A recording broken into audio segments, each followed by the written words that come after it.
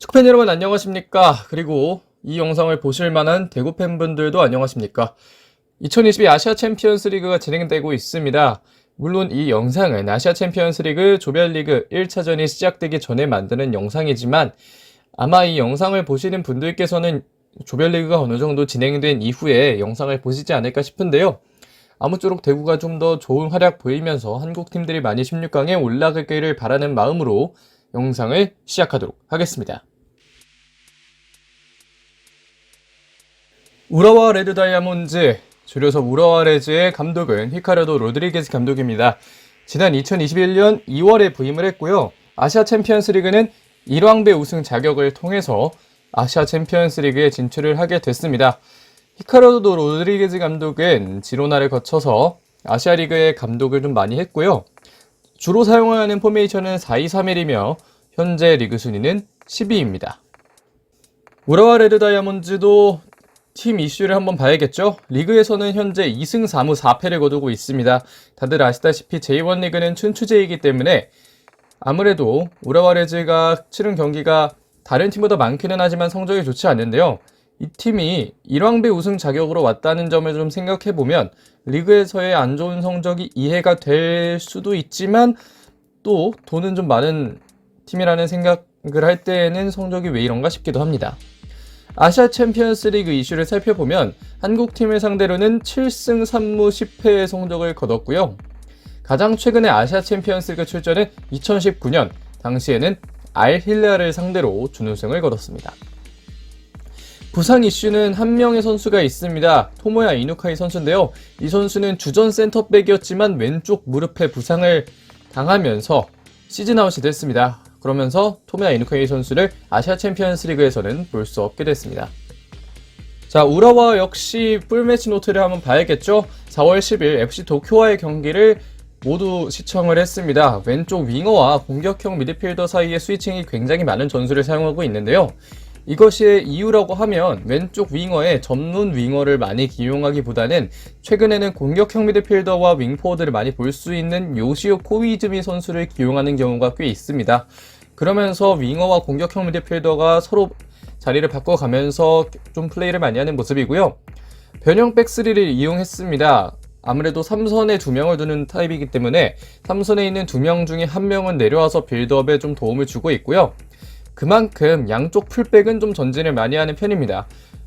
왼쪽에 아유무 오하타 선수가 나오던 타카이로 선수가 나오던 이 선수들이 좀 많이 올라가는 편이고, 오른쪽에 있는 사카이 히로키 선수의 경우에는 많은 분들이 아시는 그 풀백이기 때문에 제가 설명을 드리지 않아도 이 선수의 실력만큼은 모두가 알고 있지 않을까 싶고요. 33번 아타로 에사카 선수를 이용한 공격 전개도 상당히 많기 때문에 이 점 역시 대비를 하고 가야 하지 않을까 싶습니다. 자, 그러면 본격적인 선수를 보도록 하겠습니다. 먼저 골키퍼입니다. 우라와 레즈의 골키퍼는 추사쿠 니시카와 선수입니다. 아무래도 이 선수가 우라와의 주장이고요. 지난 2014년부터 우라와에서 뛰고 있습니다. 가장 최근인 2019년 전북과의 아시아 챔피언스 리그 조별리그에서 2경기 총합 3실점을 거뒀고요. 이 선수는 세이빙도 굉장히 잘 뜨는 선수이지만 발기술이 상당히 좋습니다. 펀트킥을 포함해서 깔아차는 킥이든 어떤 킥이든 상당히 빠르고 정확하고요. 다만 이 선수가 순간적인 반응 속도는 괜찮은데 183cm라는 작은 키가 조금은 단점으로 보이기는 합니다. 자, 그러면 이제는 수비수 보겠습니다. 우라와 레즈의 왼쪽 풀백 아유무 오하타 선수입니다. 어린 선수이지만 우라와의 주전 풀백인데요.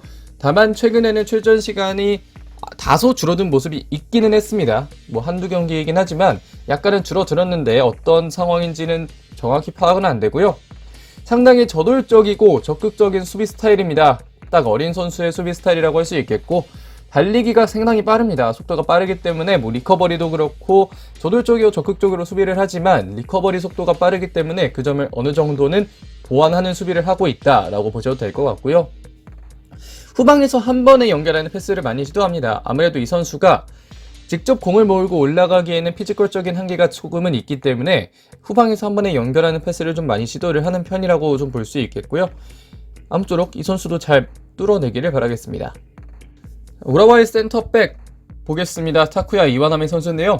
타쿠야 이와나미 선수는 186cm의 큰 키를 이용한 세트피스 상황에서의 헤더 능력이 좋습니다. 추가적으로 좀 더 말씀을 드리면 이제 마무리하고 내려와야 할 때 중거리 슈팅이 상당히 날카로운데 보통 이제 역습 상황이나 이런 것을 방지하기 위해서 선수들이 많이 올라가 있을 때는 중거리로 마무리를 짓고 내려와야 한다라는 이야기를 많이 하는데 그러한 시점에서 상당히 좋은 정확도를 보여줄 수 있는 선수입니다. 빌드업 스타일은 공간이 있으면 직접 몰고 좀 빌드업을 많이 하는데요. 다만 최근에 히카르도 로드리게즈 감독의 전술을 보면 그 빈도가 조금은 줄어든 것을 볼 수 있습니다. 추가로 앞에서 말씀드렸듯이 좋은 피지컬을 갖고 있는데 그만큼 태클 능력도 좋은 선수입니다. 파트너로 나오는 센터백 알렉산더 숄츠 선수입니다. 이 선수는 2020-21 시즌 챔피언스 리그까지도 미트윌란이라는 팀에서 소화를 했는데요. 그만큼 상당히 클래스가 있는 선수입니다. 대인 수비의 강점을 가지고 있고요. 주력도 좋고 점프력도 좋은 선수이기 때문에 공수 양면에 많은 도움이 되는 선수입니다. 이 선수 역시 직접 공을 몰고 빌드업을 하거나 공격 참여가 많은 스타일인데 최근에 히카르도 로드리게즈 감독이 약간의 위기를 느꼈는지 센터백들의 전진을 약간은 막아놓은 상태이기 때문에 그 모습이 지금은 많이 보이지 않지만 아시아 챔피언스 리그에서는 또 어떤 모습을 보일지 한번 지켜봐야 될 것 같습니다. 우라와레즈의 라이트백 히로키 사카이 선수입니다. J리그 내 최고 가치 선수이자 최고의 라이트백이라고 할 수 있겠는데요.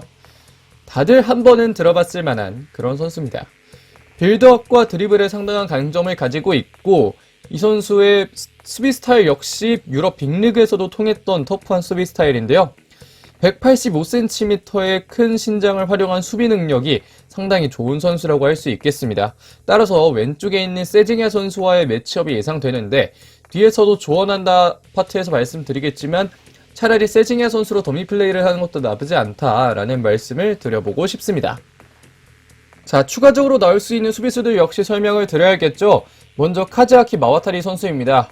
화면상에는 이제 라이트백이라고 나오긴 하지만 풀백 포지션은 어디든 뛸 수 있고요. J3에서부터 J1까지 차근차근 올라왔습니다. 이 선수가 그만큼 기본기도 좋고 주력이 좋은 선수이기 때문에 오버래핑이나 언더래핑을 자주 시도하고 있고요. 양쪽 측면 어디서든 위협적인 오른발 크로스를 가지고 있습니다. 다만 왼쪽에서 나왔을 때는 한번 접고 올려야 되기 때문에 약간 한 타이밍씩 느려지는 게 있긴 하고요. 프리킥도 자주 찰 정도로 킥이 좋은 선수이기 때문에 이 선수에게 데드볼 상황을 웬만하면 주지 않는 게 좋을 것 같습니다. 자, 추가로 나올 수 있는 센터백 테츠야 치넨 선수입니다. 토모야 이누카이 선수가 부상을 당하면서 네 번째 센터백에서 세 번째 센터백이 된 선수인데요. 지난 시즌까지는 J2 리그의 경험만 있습니다. 따라서 출전할 가능성이 높지 않고 현재 리그에서도 많은 출전을 가져가고 있다고 보기는 어려운데요. 여담으로 이 선수가 1997년생인데 사진을 보고 전 깜짝 놀랐습니다. 자, 이제는 우라바레드 다이몬즈의 미드필더들을 보겠습니다. 자, 앞에서 설명을 드렸듯 4-2-3-1을 사용하고 있는 우라와의 전술상 3선에 2명의 선수가 배치되고 있습니다. 먼저 아츠키 이토 선수인데요. 이 선수는 전방에서도 중앙 미드필더로 뛸 수 있는 공격형 미드필더, 중앙 미드필더로 좀 많이 뛸 수 있는 그런 패싱 능력을 가지고 있습니다. 다만 최근에는 3선으로 많이 기용되기 때문에 공격 참여 빈도가 아주 높지는 않지만 이따금씩 올라오는 상황이 상당히 위협적이고요. 후방에서 플레이메이킹이 되는 선수이기도 합니다. 그렇기 때문에 이 선수를 3선에 박아두고 쓰는 그런 로드리게즈 감독의 전술이 있다라고 좀 보시면 될 것 같고요. 이 선수 역시 후방에서 공격 빈도가 좀 많이 높다고 하진 않았지만 위협적이라고 좀 말씀을 드렸는데 그만큼 중거리 슈팅에서 정확도가 굉장히 높습니다. 그렇기 때문에 오승훈 선수가 좀 조심을 해야 될 것 같고요. 아츠키 이토 선수와 합을 맞출 다음 선수도 소개를 해드리도록 하겠습니다. 바로 켄 이와오 선수인데요. 켄 이와오 선수는 데드볼 키커, 코너킥 전담 키커입니다. 아츠키 이토 선수와 함께 후방에서 플레이메이킹을 담당하고 있고요. 탈압박에 굉장히 능하고 이후에 롱패스도 상당히 정확합니다. 아무래도 1988년생 선수이기 때문에 그만큼 축구에 대한 눈은 좀 많이 떠졌다고 보는 게 적절할 것 같고요. 다만 이 선수가 나이가 좀 있기 때문에 타이밍이 늦은 태클이 들어가고 그만큼 카드를 받는 경우도 꽤 있습니다. 자, 우라와의 공격형 미드필더는 아타로 에사카 선수입니다. 이 선수는 카스페르 융커 선수가 영입되기 전에는 최전방에도 섰던 선수인데요. 그만큼 전방에서 압박을 활발하게 잘 가져갈 줄 아는 선수입니다.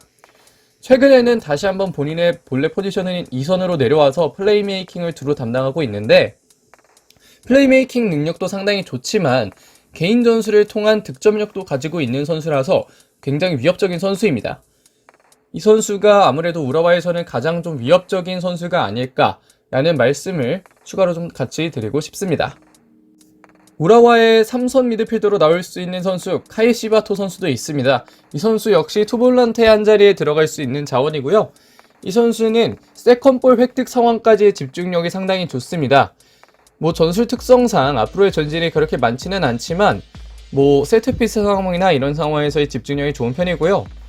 앞에서 말씀드렸던 켄 이와오 선수보다 현재는 출전 시간이 적지만 아무래도 한국팀을 상대로는 피지컬적인 측면도 고려를 해야 되기 때문에 이 선수가 출전할 가능성도 충분히 존재합니다. 자, 다음으로 소개해드릴 만한 선수는 요시오 코이즈미 선수입니다. 요시오 코이즈미 선수는 공격형 미드필더와 윙포드를 좀 많이 소화하고 있는데요. 양발 킥이 모두 정확합니다.